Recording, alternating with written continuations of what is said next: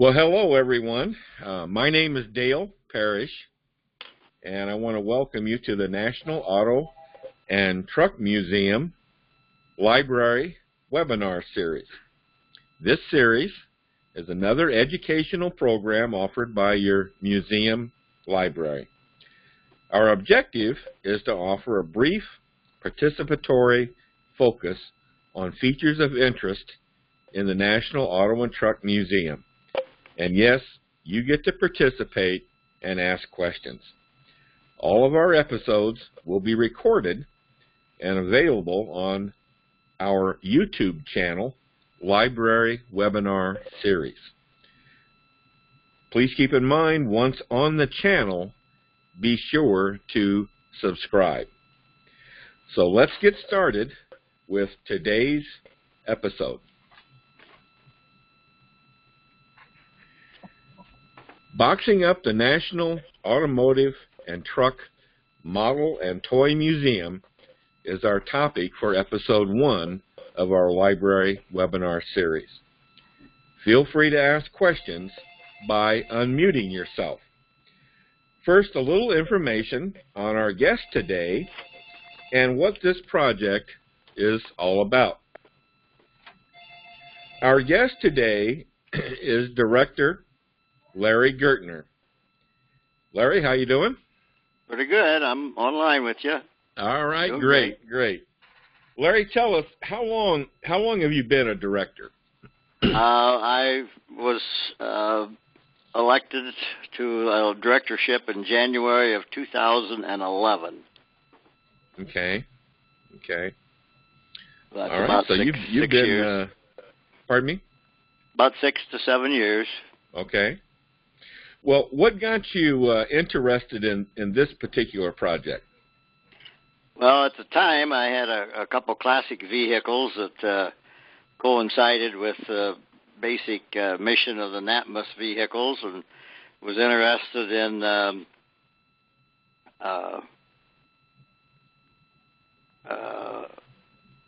high school classmate that was on the board asked me if I was interested in doing some volunteer work. So, of course, the first year, first few times, I was a window washer of the vehicles, and that kind of got me hooked in the museum. So that's kind of grew from there.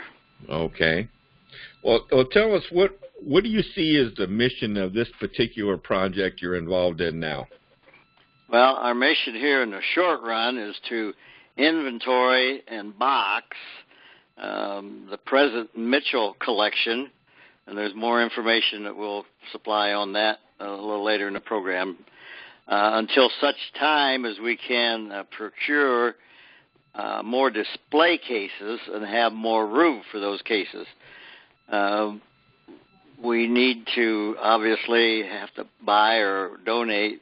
They need display cases for any that we want to display, and then the rest of them will be put up for sale of this collection. Okay. All right. Well, tell us a little bit about the Model and Toy Museum collection.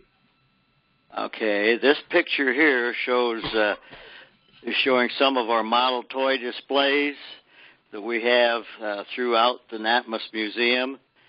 In total, we have over 4,000 model displays displayed in our collection of over 13,000 models.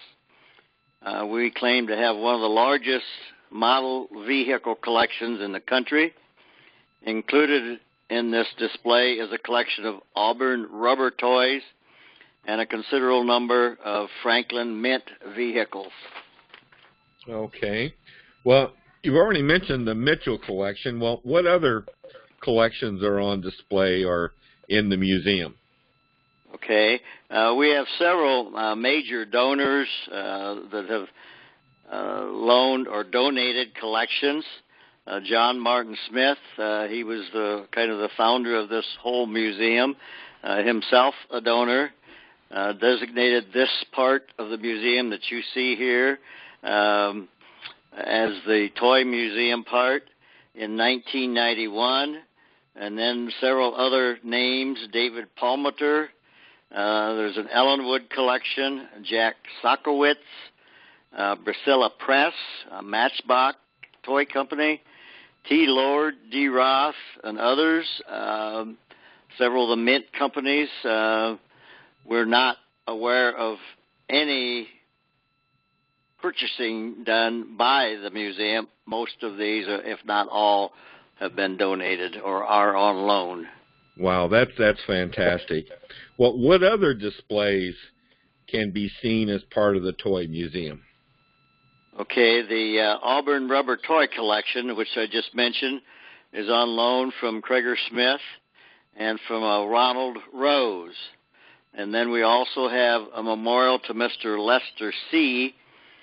He was the last person to exit the Auburn Automobile Company, and we have a display of honoring him.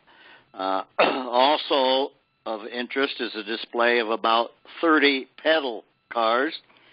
Some were commercially built, but many were hand-built by a local craftsman. The value of the pedal cars range from several $100s to around $15,000 each. Yeah, those pedal cars, some of those are just beautiful. Yes, okay, a lot of them are just. Go ahead. I'm sorry. Let's now move from the display area, where up on the main floor, let's move down now to where your project is underway. So, what collection are we seeing here, and who is the gentleman helping you? Okay, this is the Mitchell collection of over 3,000 models.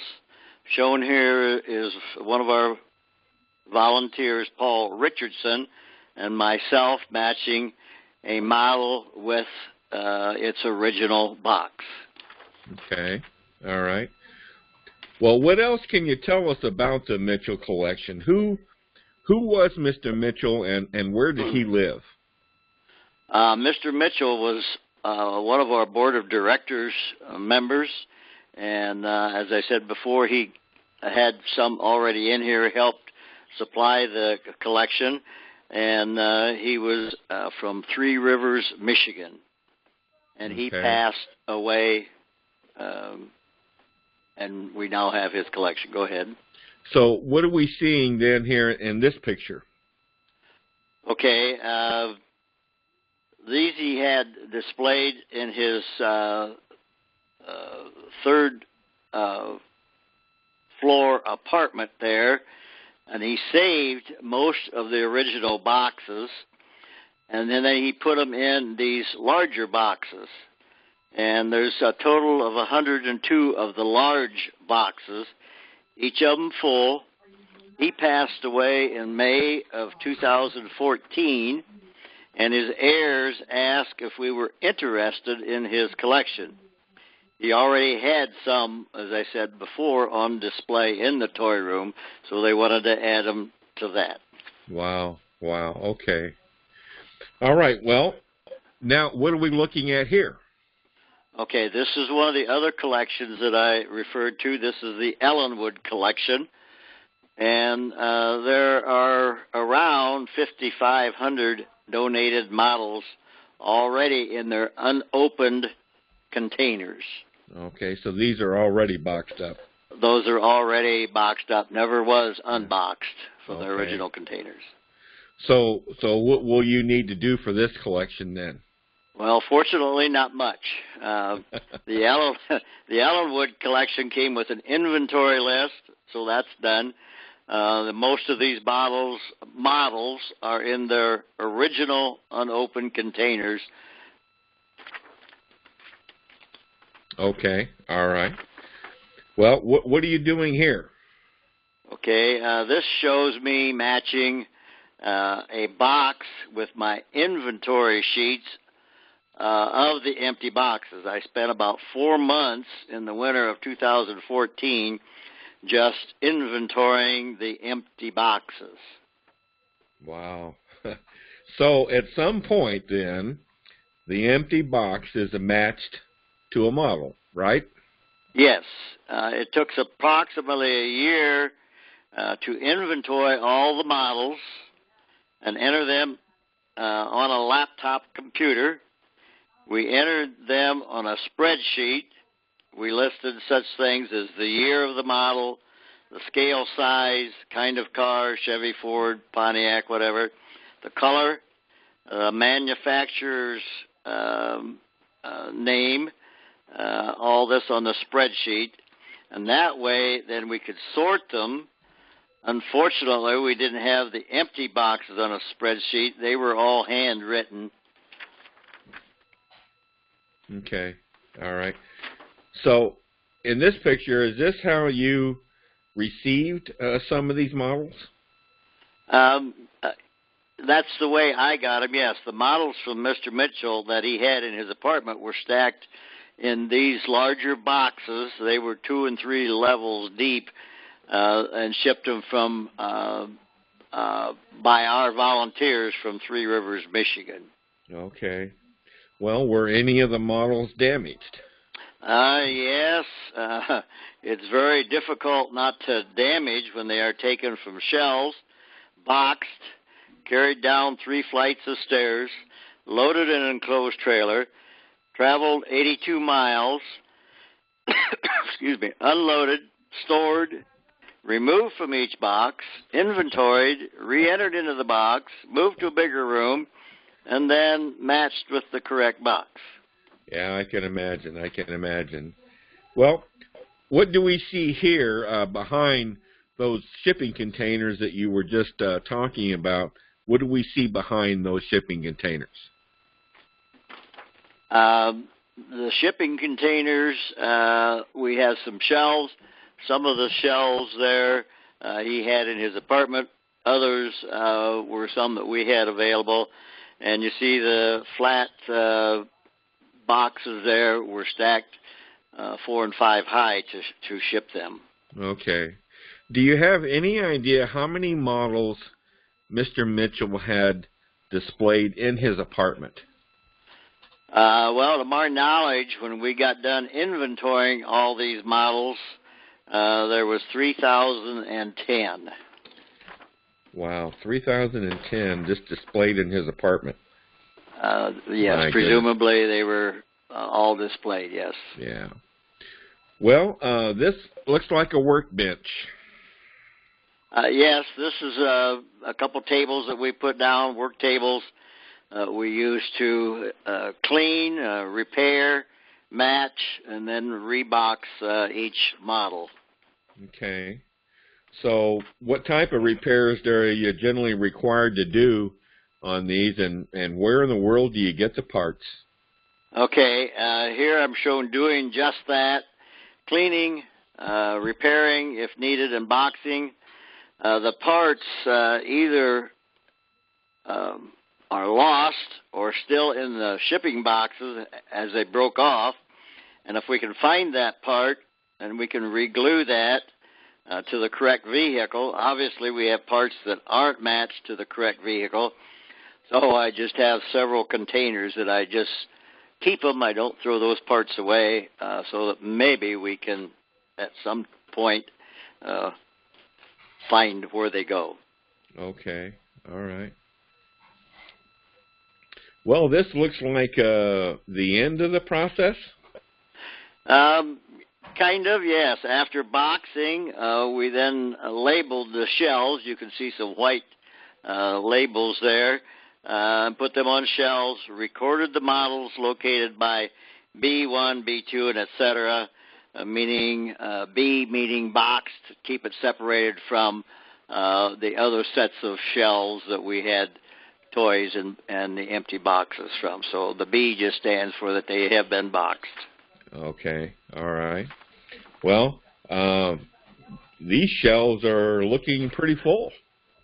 Yeah, these 3 rows of shelves contain over 500, and we're at around 1,200 that we've matched and boxed, which is about 40% of the total collection. Okay, all right. Well, now what are we seeing? Okay, here as we emptied our shelves of the boxes, these heavy shelves, we then utilized those shelves for the matched and the box model, so we could just kind of recycle the shelving as such to put the box models on. Okay. Any other special shelving designated?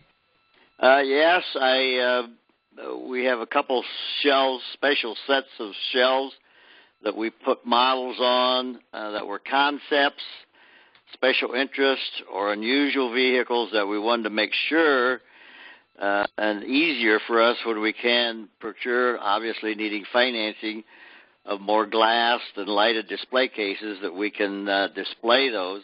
And we presently have most of our display cases full that are already on display. So that would be a future endeavor to go ahead and add to our displayed vehicles. All right. Well, okay. This has been very interesting, Larry. I want to thank Larry for his time to educate us regarding his project, which, by the way, is right in line with the museum's mission statement. And that is, the National Auto and Truck Museum's mission is to enrich lives and educate all generations through the acquisition and preservation of America's automobile and truck history with buildings, vehicles, artifacts, and literature. Once again, just a reminder, please subscribe to our YouTube channel, Library Webinar Series. So once again, Larry, thank you very much for your time. You're welcome. I see we do have some other participants. Does anyone have a question for Larry before we sign off? One question I have was, what's the museum's plan for all those toys? Are they going to display them all, or? The answer to that is still kind of pending. Obviously, we don't have space as of now for all of those to be displayed. If our capital campaign would go like we would like to have, we would have much more room, probably double our space, and we could display a lot of those. Like, say, we would need more lighted display cases, glass enclosed display cases, and the rest of them, if we have duplicates, obviously we probably do have, we would then put up for sale. Okay. Any other questions? Okay. Well, once again, thank you, Larry, for your time, and I want to remind you one more time, please. Check our YouTube channel, Library Webinar Series, and please subscribe. So that's it for episode 1. Thank you all, and have a good evening. Thank you.